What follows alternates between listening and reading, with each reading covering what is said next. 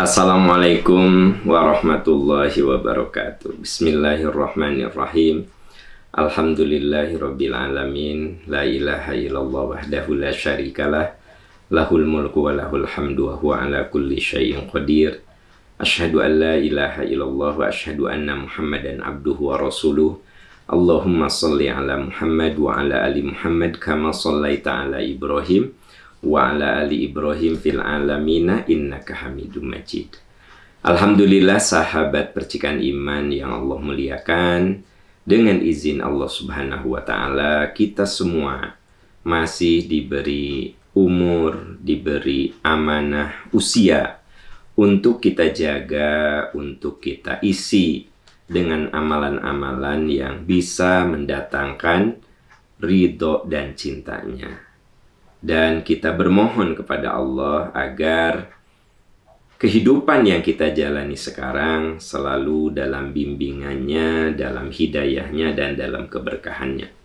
Semoga sahabat yang oleh Allah disayangi dengan sakit, diberi kesembuhan, diberi kesabaran, ketabahan, dan yakinilah bahwa sakit itu penggugur bagi kesalahan kalau kita menerimanya dengan ikhlas. Sementara kita semua yang sampai detik ini oleh Allah masih diberi kesehatan, mari kita berjuang agar masa sehat kita gunakan sebaik-baiknya, kita isi dengan amalan-amalan yang mengandung kemaslahatan. Sahabat percikan iman, pagi ini kita akan isi dengan bedah masalah. Kita akan membedah persoalan-persoalan yang berkaitan dengan keagamaan, kehidupan rumah tangga, pendidikan, sosial, yang kita akan amati, yang akan kita bedah dari pendekatan Al-Quran dan Sunnah Rasulullah SAW. Ya, kita awali dengan pertanyaan pertama. Assalamualaikum Ustadz, waalaikumsalam. Semoga Bapak, keluarga, dan jamaah sehat dan husnul khotimah. Amin, amin ya rabbal alamin. Ustadz, bagaimana cara mengajak anak usia 9 tahun untuk sholat? Udah dikasih contoh, diajak dengan lembut, tapi susah sekali, seringkali mengakhirkan sholat. Mohon penjelasan, mohon arahan.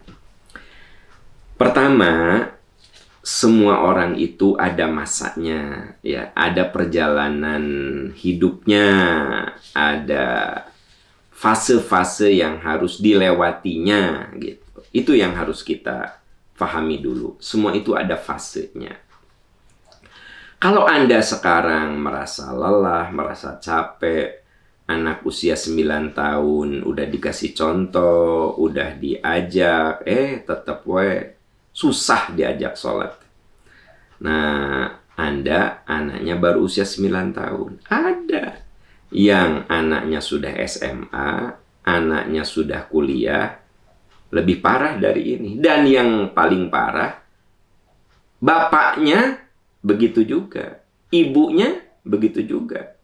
Tidak sedikit istri yang capek ngajak sholat ke suami, padahal udah rambutnya beruban, ya, kolesterolnya udah tinggi, gula darahnya tinggi, asam uratnya tinggi, ya, ginjalnya bermasalah, diajak sholatnya susah sekali. Nah, jadi artinya pertama, fahami bahwa mengajak itu butuh kesabaran. Itu kuncinya. Yang pertama, ya.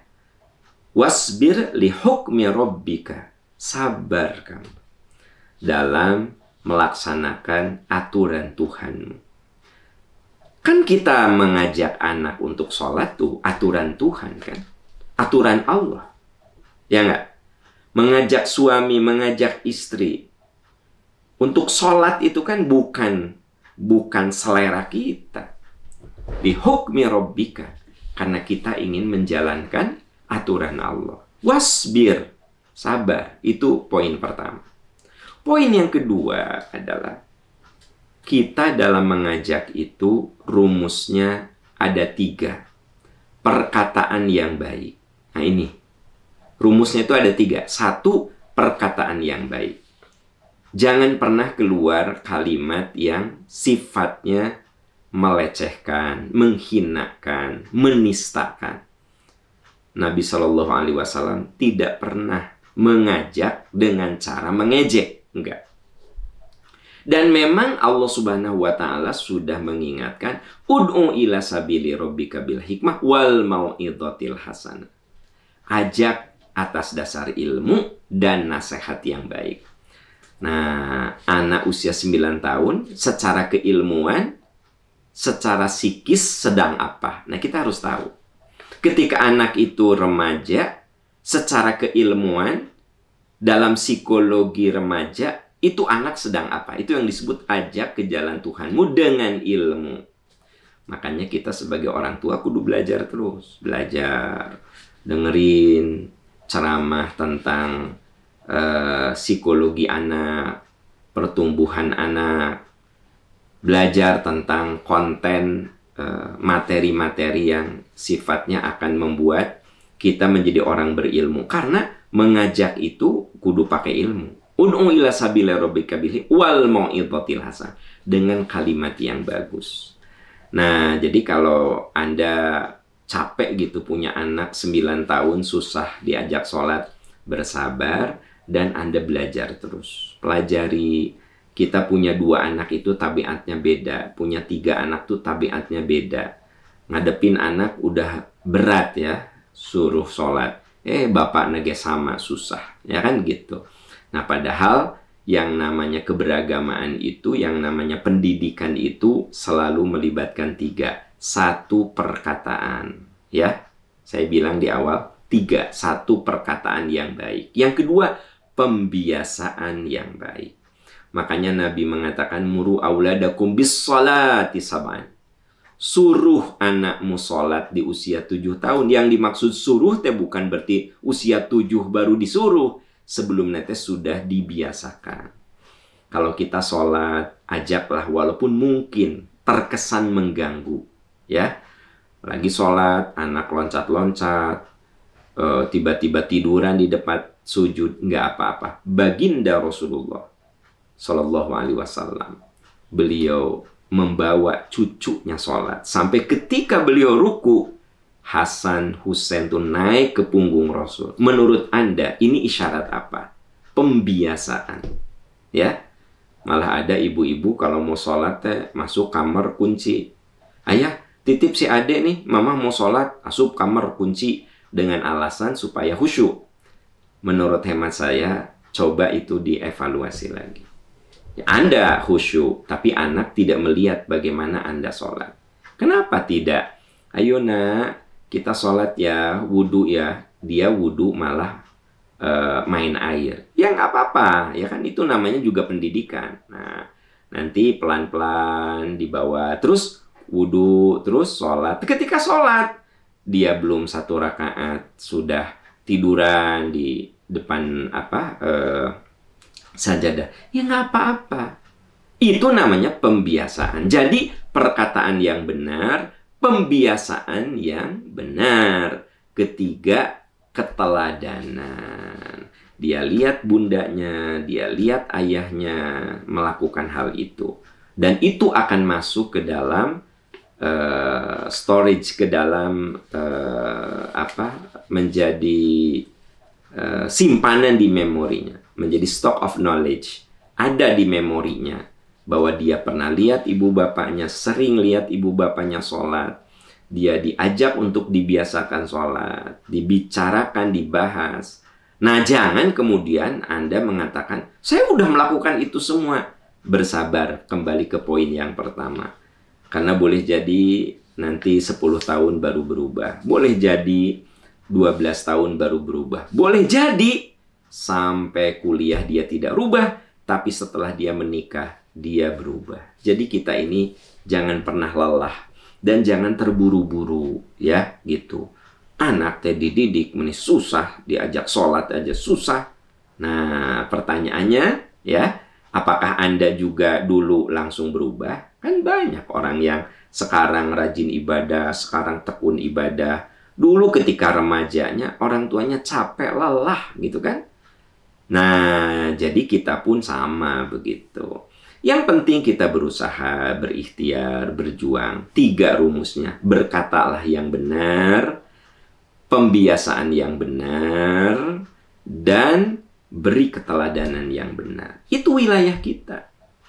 Di luar itu kembali pada kuasa Allah. Nah gitu. Ya tentu saja kita bingkai semua dengan kekuatan doa. Wallahu a'lam bissawab. Wallahu a'lam bissawab. Ya, kita beralih ke pertanyaan berikutnya.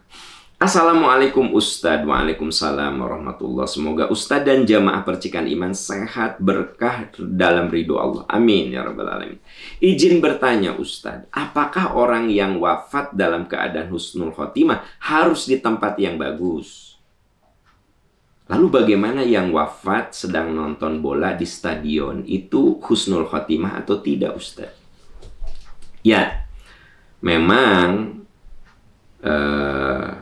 secara akal sehat gitu ya, tentu saja meninggal husnul khotimah itu di tempat yang bagus secara akal sehat.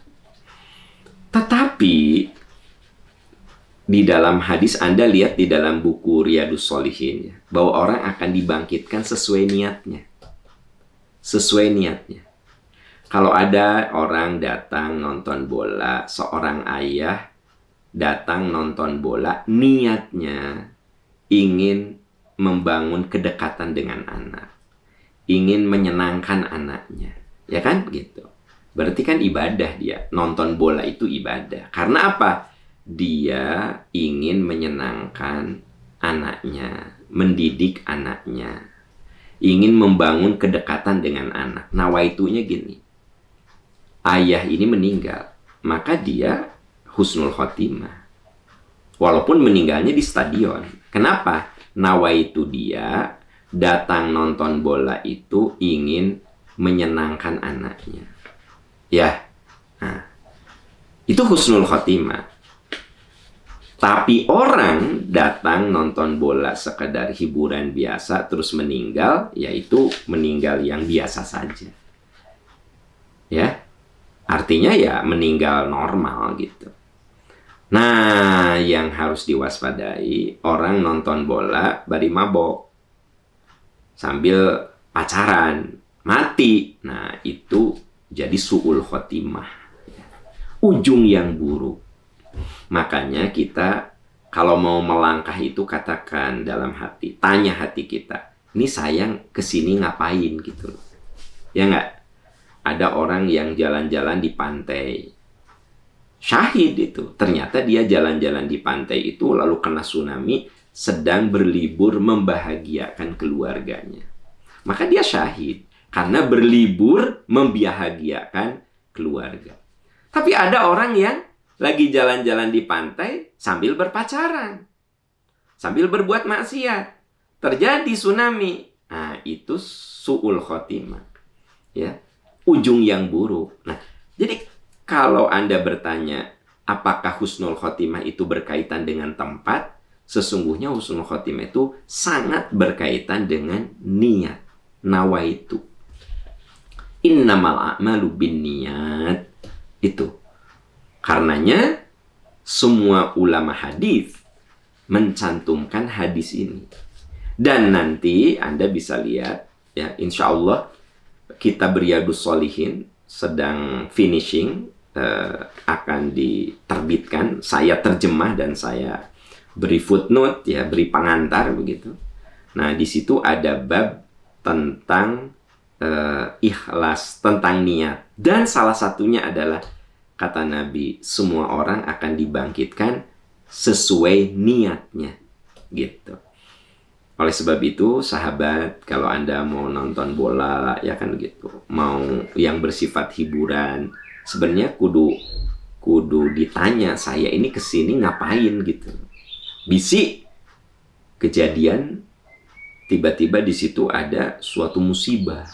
Nah, supaya kalau kita mati, ya dibangkitkan itu sesuai dengan niat kita. Niatnya benar, ya. Ya, saya sudah bahas kan kemarin bahwa Suatu itu disebut musibah bila ada keteledoran. Ma asobakum mim musibatin fabima kasabat aidikum. Apapun yang menimpa dirimu, kesulitan apapun yang menimpa dirimu, itu musibah karena keteledoran kamu. Kita bawa mobil ugal-ugalan, celaka, itu musibah karena ada keteledoran kita. Terjadi banjir di mana-mana karena kita buang sampah seenaknya, itu musibah. Terjadi longsor, banjir karena hutannya dibabat habis, itu musibah. Jadi musibah itu apa? Ma asobakum wa ma asobakum mim musibatin fabima kasabat aidikum. Apapun yang menimpa dirimu yang tidak menyenangkan karena itu keteledoranmu, itu namanya musibah, ya. Nah, beda lagi dengan ujian. Kalau ujian itu boleh jadi tidak ada keteledoran kita. Kita udah didik anak dengan sungguh-sungguh.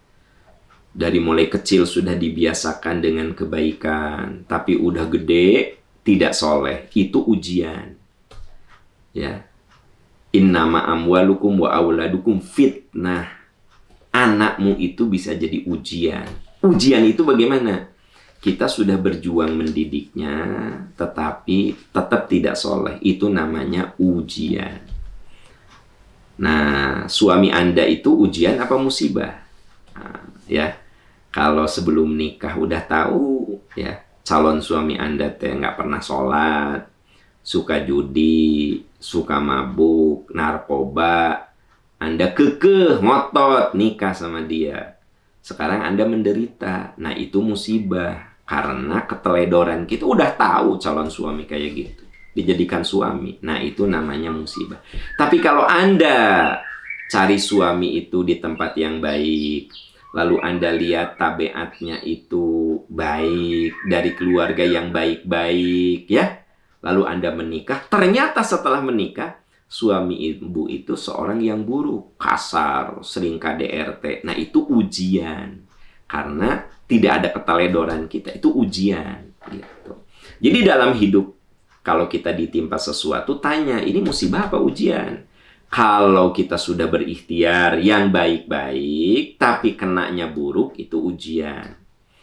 Ya, kalau yang menimpa diri kita itu karena keteledoran kita, nah itu namanya musibah. Kalau yang menimpa diri kita itu karena dosa dan maksiat, itu azab. Walakin kadzabu fa'akhadnahum bima kanu yaksibun. Orang kena penderitaan, ya, di mana-mana dia nggak diterima, dikucilkan karena memang dia penipu, ya. Memang dia itu suka berkhianat, nah itu namanya azab. Kenapa?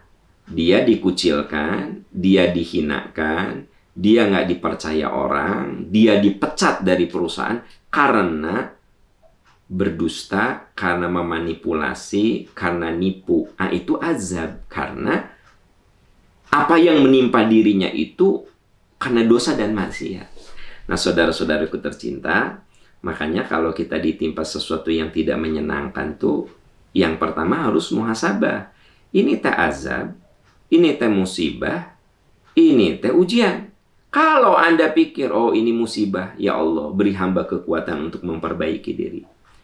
Oh ini teh ujian, ya Allah beri hamba kekuatan untuk bisa menyelesaikan ujian yang Kau berikan. Ternyata dipikir-pikir ini kayaknya azab nih. Ya Allah ampuni kesalahan-kesalahan saya. Ya Allah, sekiranya yang menimpa diri saya ini adalah azab, ampuni kesalahan saya. Sekiranya yang menimpa diri saya itu ujian, beri hamba kekuatan untuk menyelesaikan. Beri hamba ketabahan, kesabaran. Ya Allah, sekiranya yang menimpa saya ini musibah, beri hamba kekuatan untuk memperbaiki diri. Dan ampuni kesalahan hamba. Nah itu kalau kita ditimpa sesuatu yang tidak menyenangkan. Ya. Wallahu a'lam bissawab. Wallahu a'lam bissawab. Ya, kita beralih ke pertanyaan berikutnya. Assalamualaikum Ustadz. Waalaikumsalam warahmatullahi wabarakatuh. Ustadz, bagaimana caranya mengatasi jiwa pendendam, overthinking, antisosial? Bagaimana Ustadz? Ya, pertama, kalau udah parah ya Anda harus melibatkan profesional. Anda konsul ke psikolog, ya, ke psikiater. Kenapa? Karena itu terjadi tidak ujug-ujug. Itu terjadi bukan tiba-tiba. Boleh jadi apa yang Anda alami itu tidak lepas dari perjalanan hidup Anda. Nanti sama profesional dirunut.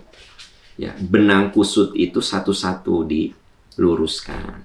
Jadi ada saat memang tidak cukup dengan nasihat. Ya. Tapi harus melibatkan konsultan. Harus melibatkan profesional. Psikolog misalnya. Anak nakal gitu ya. Wah, nggak pernah fokus.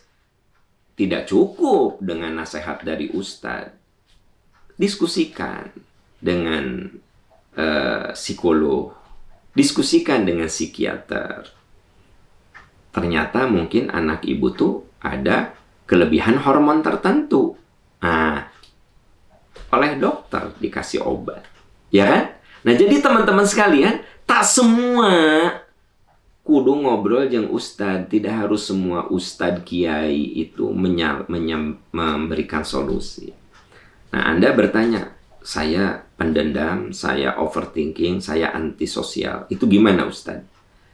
Ya, saya kan tidak bisa menjawab sesingkat ini. Saya harus tahu latar belakang perjalanan hidup Anda seperti apa sampai Anda pendendam gitu.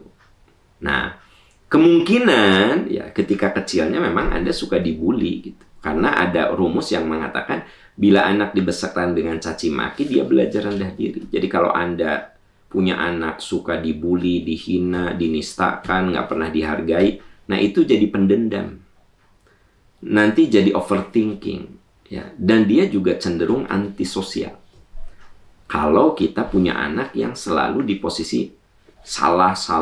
Nah, untuk menyembuhkannya ini kan perlu ada healing khusus, ada pengobatan khusus, ada treatment khusus gitu. Nggak cukup dengan terima saja apa yang Allah berikan kepada kita. Iya bisa sih, tapi itu butuh waktu yang sangat panjang sekali. Ya, jadi saran saya kalau memang parah pisan, pendendam Anda itu parah pisan, parah banget, overthinking Anda itu, ansos Anda itu parah banget, saya sarankan Anda harus konsul ke psikolog. Ya.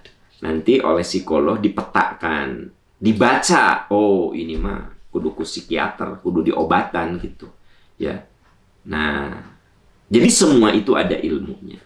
Ya kalau Anda nanya ke saya yang sifatnya lebih ke kadang suka ada, kadang enggak, ya kan? Gitu. Ya Anda tinggal banyak mengasah jiwa dengan ibadah, dengan taklim, melatih diri dengan husnuzon dan lawan jiwa kita. Misalnya gini, coba Anda lagi benci sama siapa nih? Kesel, benci banget. Cok. Nanti ya habis acara ini Anda ambil handphone ya, kirim makanan yang paling dia suka. Pakai GoFood aja. Oh, ternyata dia senangnya kupat tahu. Kirim kupat tahu. Bisa nggak? Nah, itu yang saya bilang contohnya melawan gitu. Ya. Anda sebel banget sama orang itu. Kasihlah makanan kesukaan dia. Terus. Nah, itu namanya melatih. Karena jiwa kita ini harus ditundukkan. Teman-teman sekalian, jiwa kita itu harus ditundukkan. Inna nafsal ammaratun bisu. Jiwa buruk itu akan senantiasa memberikan dorongan pada keburukan. Nah, bagaimana caranya? Ya, kita harus melawan, mengendalikan. Ya. Makanya di ayat lain, wa amma man khofa maqama rabbi wa nahan nafsa 'anil hawa. Orang yang bisa menundukkan nafsu buruknya. Jadi kita tuh kudu lawan nafsu buruk. Contoh yang tadi, Anda lagi sebel sama seseorang. Nah, Anda kirim makanan terbaik. Nah, Anda kirim oleh-oleh terbaik. Itu kan namanya melawan ya, nafsu buruk kita. Karena nafsu buruk mah harus dilawan. Anda sebel sama seseorang, coba bertemu dan senyum. Ya, senyum. kasih ucapan yang baik, ya. Bila perlu kasih hadiah terbaik. Bisa nggak? Lawan. Jadi ada saat memang kita ini kudu melatih jiwa. Dilatih terus. Diasah. Anda pikir kedermawanan itu muncul begitu saja? Tidak. Dilatih. Mungkin dilatih sama ibu bapaknya dari kecil. Ayo nak berbagi. Ayo nak berbagi. Anak punya makanan ya. Kakak kasih nak. Mama minta ya. Ayah minta ya. Itu sebenarnya sedang melatih kedermawanan. Melatih berbagi gitu loh. Jadi kalau ada orang dermawan, bukan berarti dia dilahirkan seorang dermawan. Dia dilahirkan semuanya sama. Punya jiwa pelit. Saya dan Anda itu sama. Punya jiwa pelit. Manusia mah suka dengan harta. Ya. Tapi kenapa harta yang Anda suka itu kok Anda beri sama orang? Menurut Anda gimana? Itu ada proses, dilatih gitu. Nah, makanya kalau Anda bertanya gimana caranya melawan dendam, overthinking, antisosial, ya lawan. Siapa yang bisa melakukan itu? Anda. Jangan mengandalkan orang lain, gitu. Siapa yang bisa melawan dendam? Kita, bukan orang lain. Ya, siapa yang bisa melawan kedengkian? Kita. Jadi sebenarnya ujung-ujungnya balik ke kita. Makanya kedewasaan seseorang itu saat dia bisa melawan sifat-sifat buruk yang ada pada dirinya. Kedewasaan seseorang itu bukan berarti dia sudah bisa menyelesaikan sekolah S3 sampai doktor. Boleh jadi jiwanya tuh lemah gitu, gampang marah, ya, overthinking, suudon gitu. Jadi pendidikan yang tinggi itu tidak berbanding lurus dengan kematangan emosi. Ada orang yang pendidikannya biasa-biasa, tapi kematangan emosinya luar biasa hebatnya. Nah, jadi kematangan emosi itu tidak berbanding lurus dengan pendidikan yang tinggi. Ustadz, suami saya teh sekolahnya doktor, Ustadz. Tapi kalau udah marah sama anak, ya Allah, kayak preman ujung berung, Ustadz. Ya Bu, saya bilang karena suami ibu sekolahnya sampai S3, sampai doktor. Tapi tidak berbarengan dengan kematangan emosi. Ya saya teh kadang-kadang suka sedih kalau udah ngomong sama anak. Aduh ya Allah, keluar kata-kata yang gak layak sama anak tuh. Kalau udah ngomong sama saya, Ustadz, kayak preman ujung berung, kayak preman Cicahem, kayak orang yang tidak berpendidikan. Ya saya bilang karena pendidikan tinggi itu tidak berbanding lurus dengan kematangan emosi. Tidak berbanding lurus. Jadi gimana? Kematangan emosi itu diasah, dilatih. Ya, nah kita juga ke anak, ya dia sekolah, tapi kematangan emosi itu kita di rumah untuk mengajari dia disiplin, untuk mengajari dia berterima kasih, mengajari dia minta maaf, mengajari dia sopan santun, mengajari adab. Itu kan bagian dari madrasah yang ada di rumah, begitu. Ya, teman-teman sekalian. Wallahu a'lam bissawab. Wallahu a'lam bissawab. Ya, kita beralih ke pertanyaan berikut. Assalamualaikum Ustadz. Waalaikumsalam warahmatullahi wabarakatuh. Ya, maaf. Tadi udah. Ya. Ustadz, izin bertanya. Apakah kalau kita ikut memberi sumbangan pada perayaan hari besar Islam itu hukumnya haram? Mohon pencerahan. Begini Pak, ya, kalau perayaan hari besar itu lebih bersifat momentum, saya yakin lah, perayaan hari besar itu ada dua. Ada yang diisi dengan ritual-ritual yang memang tidak ada contohnya dari Nabi, ya. Man amila amalan laisa alaihi amruna fahuwa raddun. Ada doa-doa, sholat-sholat, bacaan-bacaan, sholat sekian kali, sekian ratus kali, di mana itu tidak dicontohkan Nabi. Nah, tapi ada yang dimaksud dengan perayaan hari besar itu momentum. RW Tilu mengadakan tablik akbar dalam rangka Maulid Nabi, itu momentum. Kalau menurut saya itu bukan perayaan, itu momentum saja. Di kantor, ya kan? supaya pucuk pimpinan itu dari mulai dirut ya bahkan komisaris hadir, maka diadakan ceramah Maulid Nabi. Nah, jadi itu momentum saja gitu. Jadi kalau menurut hemat saya, perayaan hari besar itu tergantung bagaimana kita mengisinya. Kalau cuma momentum itu kan nggak masalah. Momentum gitu. Supaya di kantor tuh, kan kalau di kantor mah suka ada yang pengajian rutin gitu. Ada pengajian yang hari-hari besar. Kalau menurut hemat saya itu momentum ya. Ada pengajian rutin, bulanan, mingguan. Tapi ada pengajian hari raya, hari-hari besar maksud saya. Hari-hari besar. Boleh nggak? Boleh, kalau menurut saya. Boleh nggak Anda ngasih sumbangan? Boleh. Itu niatkan sebagai sedekah untuk dakwah, kan gitu. Kalau di RW Anda, di masjid Anda ada tabligh akbar, lalu momentumnya di Maulid Nabi gitu. Cuma ceramah aja, mengundang penceramah, tabligh akbar, ya. Lalu Anda menyumbang untuk konsumsi jamaah gitu, ya. Boleh nggak? Boleh kalau menurut hemat saya. Tapi boleh jadi ada yang tidak sependapat dengan saya. Makanya Anda bertanya juga, pasti ada yang bilang gini, pokoknya haram kita membantu perayaan-perayaan hari besar Islam. Dalam Islam tidak ada. Nah, ya, saya setuju. Tidak ada kalau ritual-ritual. Sholat. Jadi gini, pada saat 12 Rabiul Awal ada sholat itu, sholat ini, doa itu, doa ini, ngumpul, wirid, zikir. Nah, itu memang tidak ada contohnya gitu ya. Tidak ada dalilnya, tanpa mengurangi rasa hormat saya. Tidak ada dalilnya. Karena kalau ada dalilnya, ya pasti kita juga melaksanakannya. Tapi karena tidak ada dalil, teman-teman, kenapa saya bilang bahwa kalau itu baik, ada dalilnya kita amalkan, karena pasti akan ada keterangannya. Ya, nah, kalau yang ritual-ritual itu. Jadi kembali ke pertanyaan tadi, ke jawaban tadi bahwa selama itu hanya momentum, ya, menurut hemat saya tidak ada masalah. Wallahu a'lam bishawab. Ya, wallahu a'lam bishawab.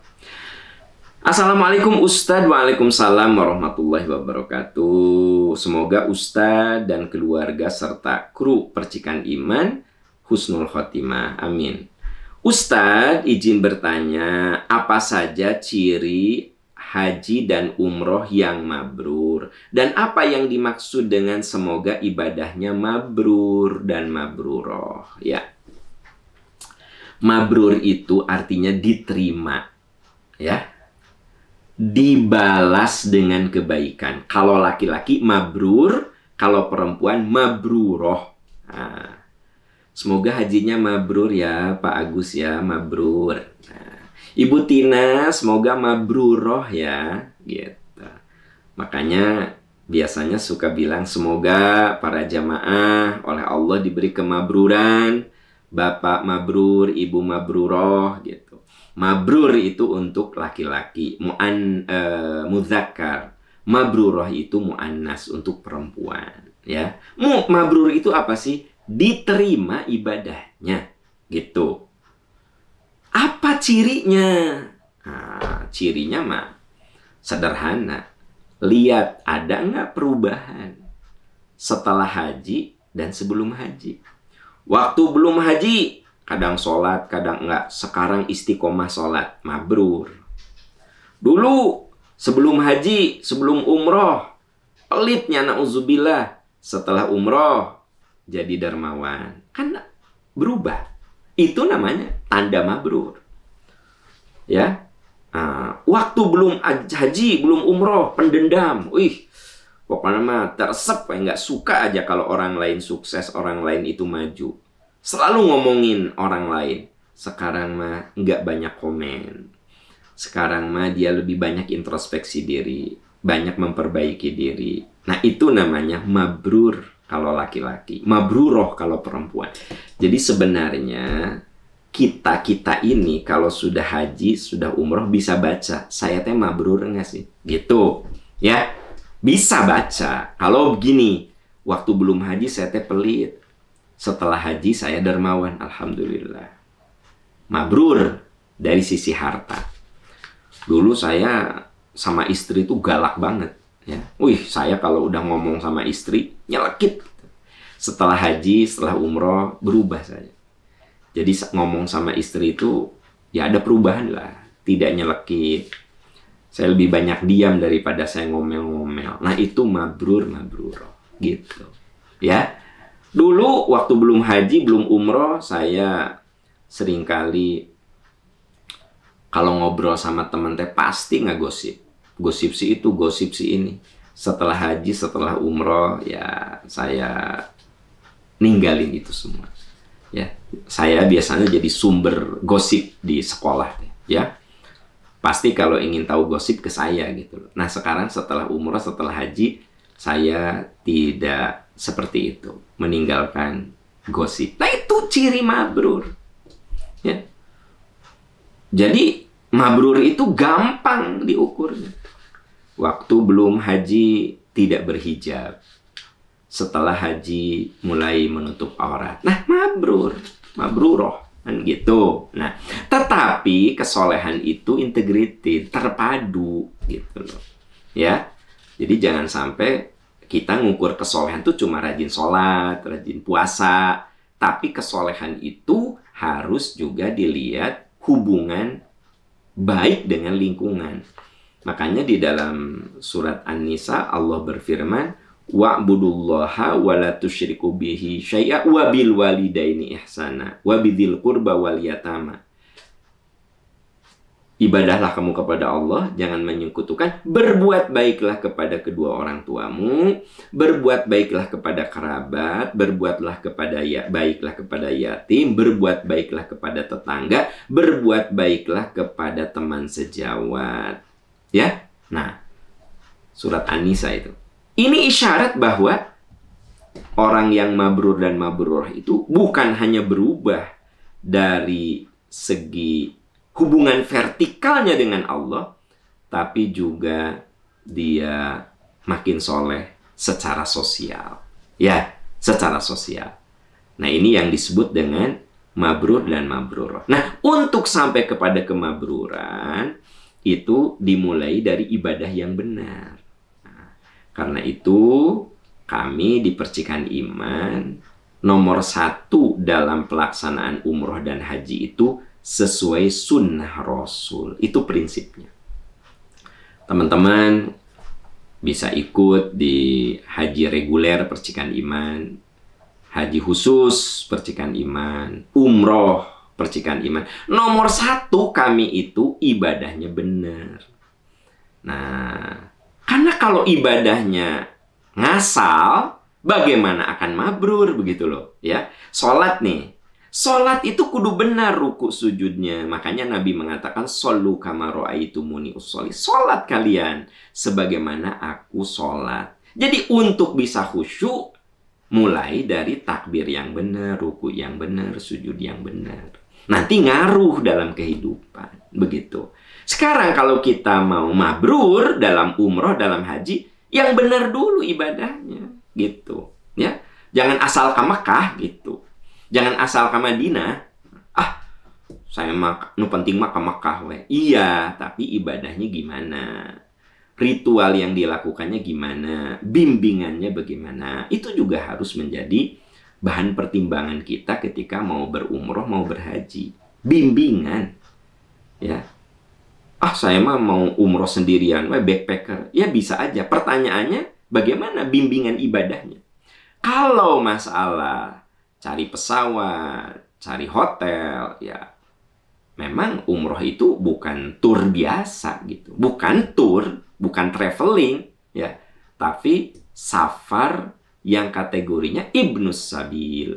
Ibnus Sabil itu orang yang safar dalam perjalanan ibadah. Itu Ibnus Sabil. Ya, nah saudara-saudaraku sekalian, jadi ternyata untuk mabrur itu nggak bisa sekedar omong-omong, tapi kudu dikondisikan, ya, dimulai dari ibadahnya yang benar, niatnya yang benar, pelaksanaannya sesuai dengan sunnah Rasul, kudu dibimbing dengan ilmu. Jadi niatnya benar, ibadahnya benar, dibimbing dengan ilmu, dihayati, outputnya, hasilnya semoga mabrur dan mabruroh gitu. Karena itu ada yang bilang, kenapa ya dia sudah haji, sudah umroh, tapi tetap ya kelakuannya gitu. Nah, yang harus dievaluasi itu, dia waktu umroh dan hajinya gimana? Niatnya itu gimana? Kalau orang itu umroh atau haji niatnya hanya tur saja, ya yang didapat hanya happy-happy, gitu ya.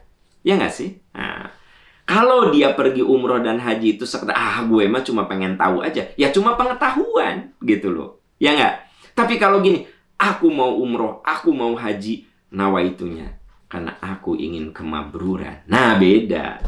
Innamal a'malu binniyat. Niatnya kudu bener dulu, ya. Apakah traveling semata, apakah tur semata? Makanya luruskan niat, lalu ibadahnya benar, bimbingan ibadahnya benar, kemudian penghayatannya benar, totally ibadahnya benar. Semoga proses ini melahirkan suatu kemabruran. Itu ya teman-teman sekalian. Wallahu a'lam bishawab. Saudara-saudaraku tercinta, demikian yang bisa saya sampaikan. Semoga Allah menolong kita dan menguatkan kita. Subhanaka Allahumma wa bihamdika, asyhadu an la ilaha illa anta, astaghfiruka wa atubu ilaik. Walhamdulillahirabbil alamin. Wassalamualaikum warahmatullahi wabarakatuh.